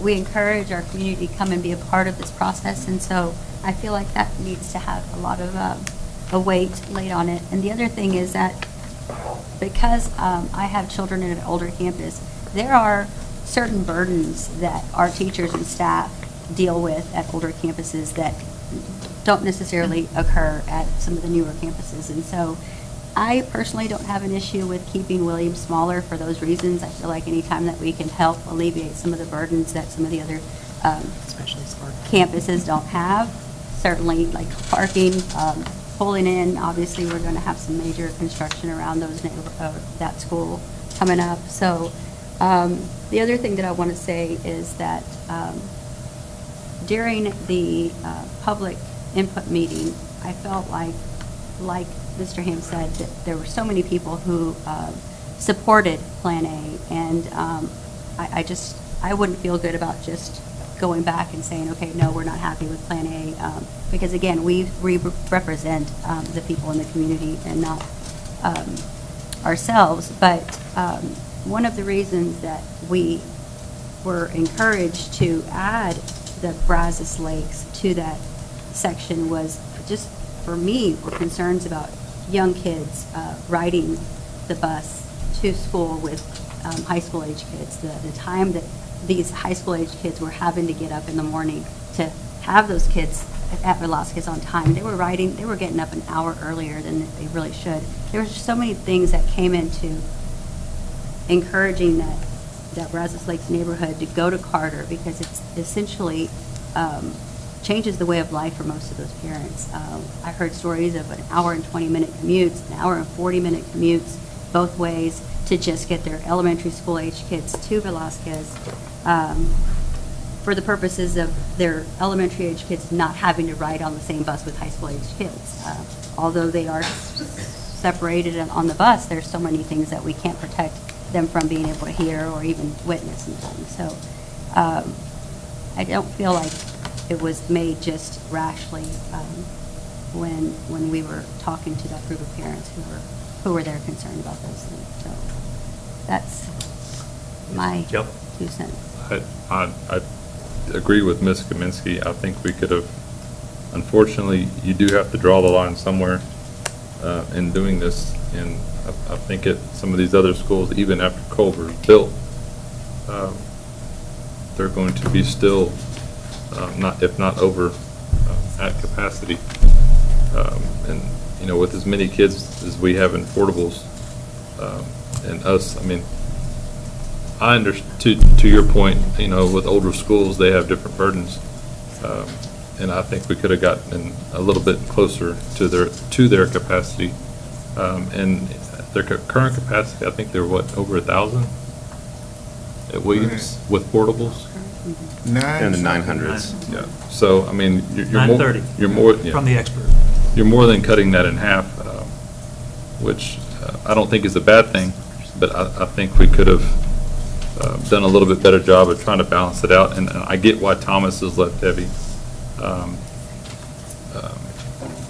due to Culver being open and, to y'all's point, not wanting to shuffle kids. But with the way these communities are growing, I don't think we're always going to be able to draw that line in the perfect spot from where our schools are laid out and where we're going to have to zone it, so. Any other comments, questions from the board? I actually would have one comment for the board. I know that we did have a speaker today who basically asked about declaring, and we did that a few years ago with Bentley. And if you recall, we allowed students in that area to make a declaration for that 1 year. They had to provide their own transportation if they wanted to go to that school. And so I'm not sure if that's something that the board would want to consider.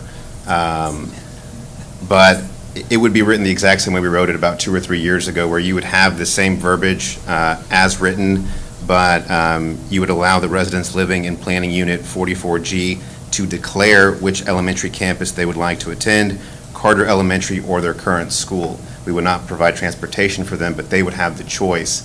And considering that it is Velasquez, which technically was not a part of the committee, I would recommend that if the board was going to move forward with a recommendation. How many students would that entail? So that area is right at about 40 students right now, and roughly about 60 over a 10-year period. A question. When we decided to allow to declare, how many years was that good for? Do you know? Was it until that child or that family left? So the declaration that we did before, it was only good for the families living in those planning units at that time. They made the declaration, and then a file was given to both elementary and secondary education, and the parents were required to transport their child to the school that they were currently at. If at any point they felt like that was a bad decision, they could revert back to the district attendance zone, but they could not go back after that. Okay. It was one time shot. And that's only for children currently at the campus. Right. No matter the grade. That's not their siblings. So not younger siblings that are not there yet, it's only the ones currently enrolled. My understanding is that when we did it for Bentley and Huggins, it was for students currently at the campus. However, let's say, for example, there's a second grader, and then they have a sibling who's going to come in, after we do this, and it's going to be a kindergarten student.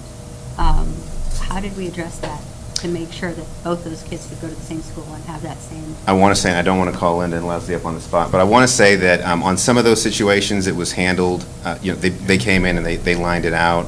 But our understanding that the intent from the school board was families living in that planning unit had the option to declare, they're driving their own kids, and that was recorded. And so, there's certainly some flexibility in that area. Whether or not they're student, what I don't want to run into is having families with kids at two separate schools because they didn't. Right. So. The declaration application could be written in such a way that the board desires. Good. I would want to make sure that we did. We could, rather than trying to amend it, it sounds kind of messy right now with some ifs and maybes in there. Could we have that on the next board agenda as an action item to allow that? Or do we need to amend this? Well, it's really your call. When we did Bentley, y'all basically just, and what I did is I pulled the exact verbiage up, and I changed the planning unit. So you literally, whatever you have to do to cancel the current motion, whenever you're ready to vote. No, we're not canceling. What we'll do is amend the motion to. Again, y'all know what to do with that, but yes, I have the verbiage if you're interested in doing that. If not, then. Do I have Do I have a motion to amend? I will make a motion to amend with his verbiage. And to All right, would you allow read that verbiage, residents, please? and to allow residents living in Planning Unit 44G to declare which elementary campus they will attend, Carter Elementary or their current school. And provide their own. Do I have a second to that amendment? Well, there was a transportation piece, right? And provide their own. Well, similar to grandfathering, in the application, it clarifies that transportation is not included for So when they sign it, declarations it or says that. grandfathering, correct. Where does it say families, the siblings? How can we cover that?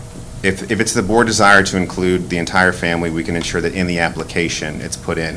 And typically, this application will be available through, say, late April, and so it will be out, I mean, if the board's desire is to, whatever the age range is, all students in school, we can write the verbiage, that's not an issue. Thank you. I think All that's right, are we clear on what the amendment is? I tell you what, could you read that verbiage again, Mike? Yes, sir. So it would be the entire passage, and to allow residents living in Planning Unit 44G to declare which elementary campus they will attend, Carter Elementary or their current school. Good. All right, do I have a second to that amendment? Dr. Harrell, all those in favor of the amendment, please say aye. Aye. Opposed? Of the amendment? Yes. Oh, the amendment or the? We're just doing the amendment. Just the amendment. Right now. Oh, okay. So I'm for the amendment. All right, let's get hands up on that one, for the amendment. All hands up unanimous. Now, the motion is on the board as amended. Going to vote on the motion as amended. All those in favor, please raise their hands. Those opposed? 2 opposed. Did you get those recorded? Thank you. The motion passes. Thank you for the discussion. That completes all of our action items. We do have an aquaponics update. Thank you for being patient.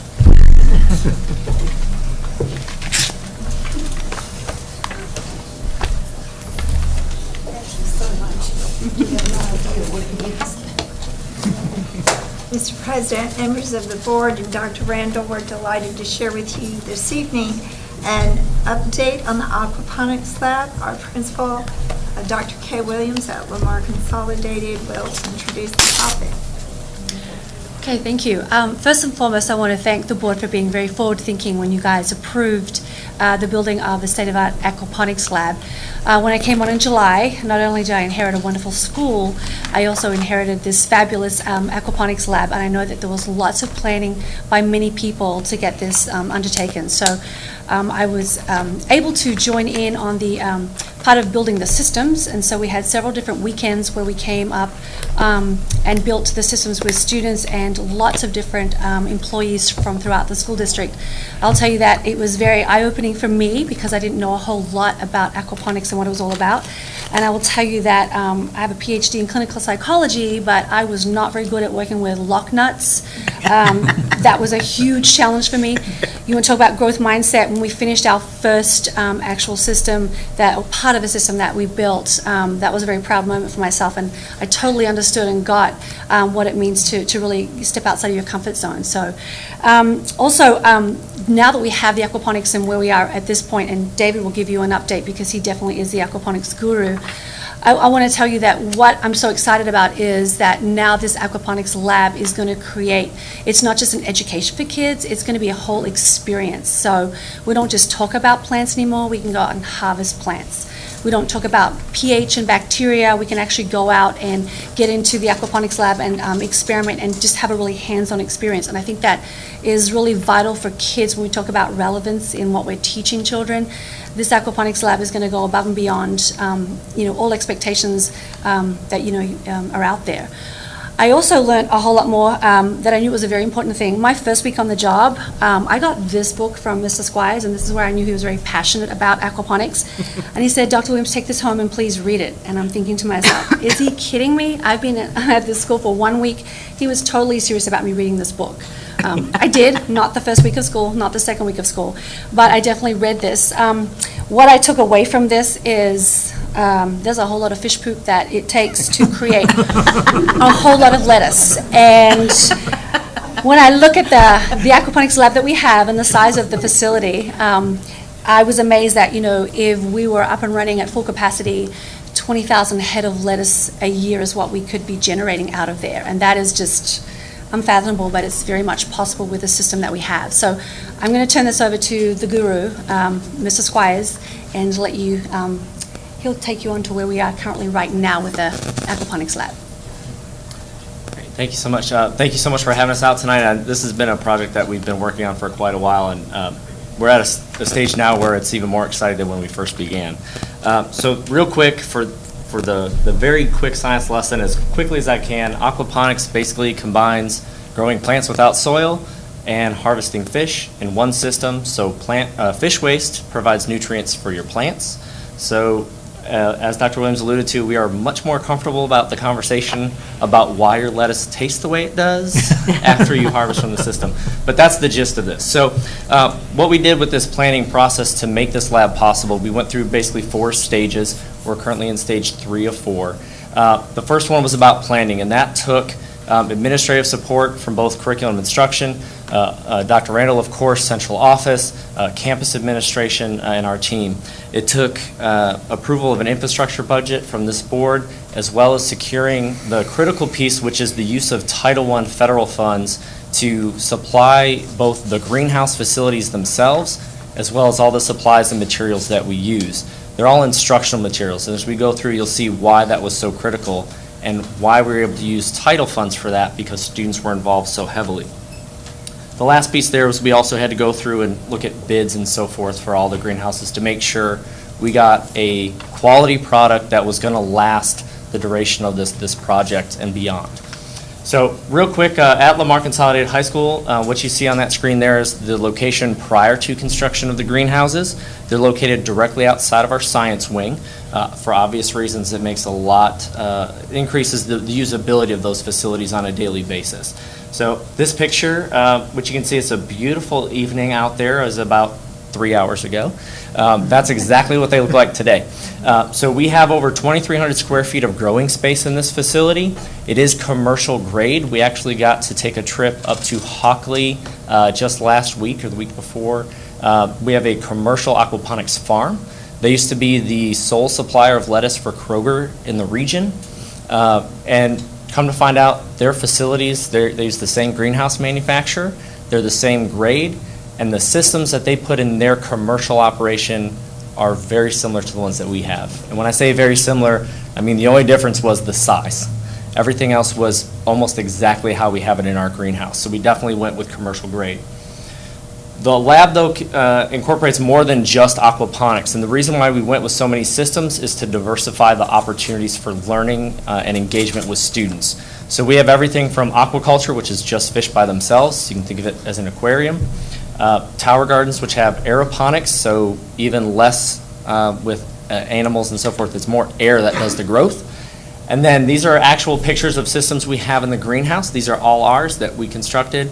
We have 7 different hydroponic systems, so just plants and water on its own, no fish. And then we have all of the aquaponic systems. So we have a total of 4. These are the systems. Again, as of just this last week, we have 2 small systems and 1 large one. And this is what allows us to get the volume of growth, where we can produce about, as Dr. Williams said, about 20,000 heads of lettuce a year. The commercial system we saw a couple weeks ago does 3,000 heads of lettuce a week. So we got the same system, but maybe not quite as large. But we have over 1,000 gallons worth of fish tanks as well. So that's what we put in there. But what's important more than what we put in there is how we got it there and who was involved. So when we look at the construction, we had all the slab construction was done by a contractor to make sure that was correct. But the greenhouses themselves were actually constructed by students and the maintenance department here in the district. Greenhouse 2 was built first by our maintenance team, and you can see here some pictures of our students building Greenhouse 1. And when I say they built Greenhouse 1, I don't mean, hey, they came out for an hour and we got some nice photo ops. I mean, they literally built this greenhouse. They attached the panels, they attached the large fans on the end. They did all the heavy lifting, somewhat literally, as well as all of the securing. Many of our students and the staff that came out had never picked up a power tool before. By the end of it, the students were teaching other students how to use it, why, what settings to use, all of that. And it was led by students by the time we walked that project off. During construction, we had counselors, teachers, and you can see a reporter from the Fort Bend Herald who's here tonight, also helped us out for a little bit. And that was a great experience for our students to work together with staff in a different way. When it came move-in time, you can see there pictured the vast majority of the administration from the secondary Blue Track schools. I will tell you, this was shortly before school started. I think it was Dr. Williams' second week, maybe. And we didn't care. We got in there, and it was a great experience for our team as an admin team on that track to really bond and spend some time getting things ready for the most important piece, which you can see here. Our students who helped out were a little camera shy. They didn't want their picture taken. We did have students out there quite a bit, but we had, when we built all of these systems together by hand, by ourselves, we had staff from elementary schools, middle school, junior high, high school, special sites, and curriculum instruction all came out to be a part of this. So getting from point A to point B was a huge team effort. In the aquaponics lab, we've got a great partnership with a man named Jim Buncho, who comes to us out of A&M. He's a world-renowned aquaponics expert who has been a tremendous resource for this project and continues to really provide a lot of input and feedback. That sound right there is the sound of success. That's the first flowing water in our aquaponics system, which we were able to provide after the end of just 2 working weekends, from nothing in the greenhouse to working systems ready to go. That's what was there. So now we're to the fun part, which is the instruction piece, right? That's the whole point of all of this. Students have been involved from the ground up literally so far, and we get to do the fun stuff and the dirty stuff and really get our hands in it. So what you see right here is something we've already been working on this school year. These are micro-scale aquaculture and aquaponics systems in classes. If you look real closely in those little plastic tubs, those are a few of our friends that live in our aquatic science classroom right now, and they're providing the nutrients for those seedlings that you see up on top. But more than just that, the idea of this lab is not that we focus on science. That's too limited. The idea of this lab is that learning is interconnected, that we don't do chemistry in a vacuum and we don't do biology in a vacuum. All of those topics have a purpose and they relate to other contents. So when we originally talked about this lab, we talked about the 35 different courses that existed in the course selection handbook that will be out there utilizing this lab. Some of them you'd expect, some of them you'd be like, how in the world are you going to pull that connection off? But we're working on it. And to that point, just this last week, our graphic design and illustration class has come up with a couple of logo designs for us to consider for the lab. These are designed, created by our student who's designated for our project. Obviously, one is pretty straightforward. The other one he wanted me to explain to you is the idea that both fish and plants are linked together in this system. So a little more symbolic on that. So we have them touching up and doing a few more pieces for us, but this is what our preliminary designs look like. So we're already starting to branch out into other content areas to start making this connection between marketing and graphic design doesn't happen on its own. You're doing it for a purpose. And this is a purpose with a client who I'm sure my boss can tell you is very demanding and has very specific criteria. So they're doing a great job already. The next piece, the last piece that we hope to get to as we continue this project and expand is all about community. We heard a lot about Common Threads tonight, but we also have another great program in the district you're aware of called Lunches of Love.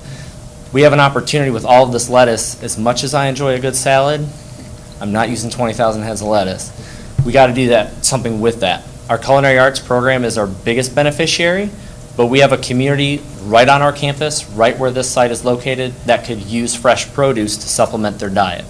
And we have the opportunity to be able to provide that for our students as we continue to expand the program. So bottom line, as we look at this project, we really looked at all these different components as being an instructional opportunity about student learning. Because with this lab, as much as we are enjoying it and having fun with it, the real point of this is that students have that experience. Get them out of a seat, get them out of a confining 4-wall classroom, and get them out into real life for a real experience. Because as you all know, here in Lamar CISD, we do have a proud tradition, but we have an even brighter future. So thank you all for letting us be a part of all of this, and we hope to have you out soon and have some salad.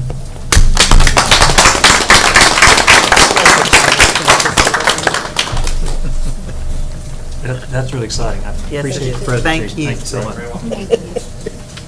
At this time, we're going to go in closed session pursuant to Texas Government Code Section 551.071, 551.072, 551.074, and 551.082 of the Open Meetings Act. The time is 8:54.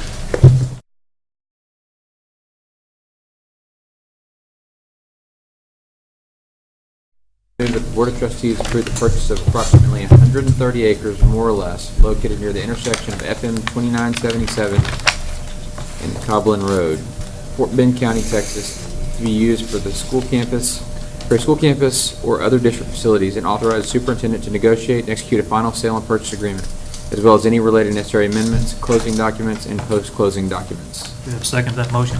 Second it. All those in favor, please say aye. Aye. Opposed? There are none. Thank you. Any further motions?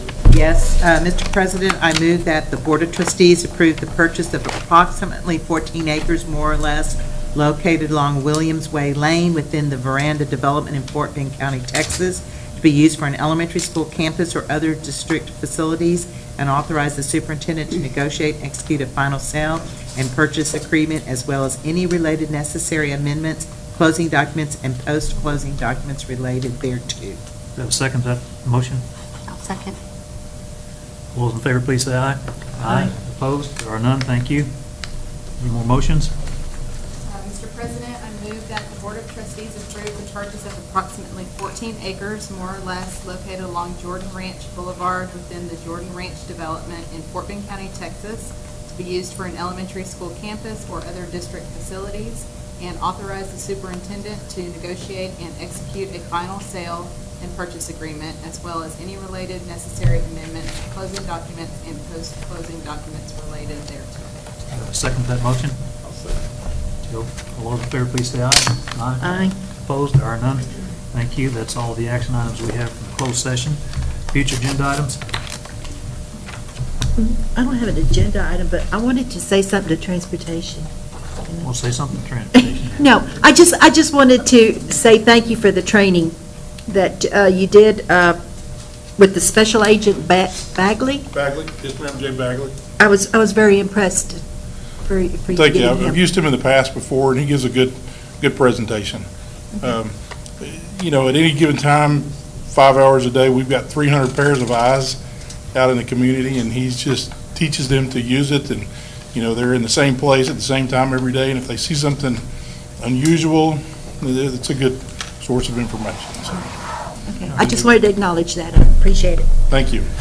Upcoming meetings and events. Well, on the 16th, we have the Houston Livestock Show and Rodeo Art Award reception, 7:30 Fulshire High School. 17th, we have Men Who Cook. March the 6th, the primary election, and that's going to be a booger bear. I would encourage everybody to go to the county website, print off the ballot for your precinct, because if you don't, you'll never know who's running, because There's signs everywhere.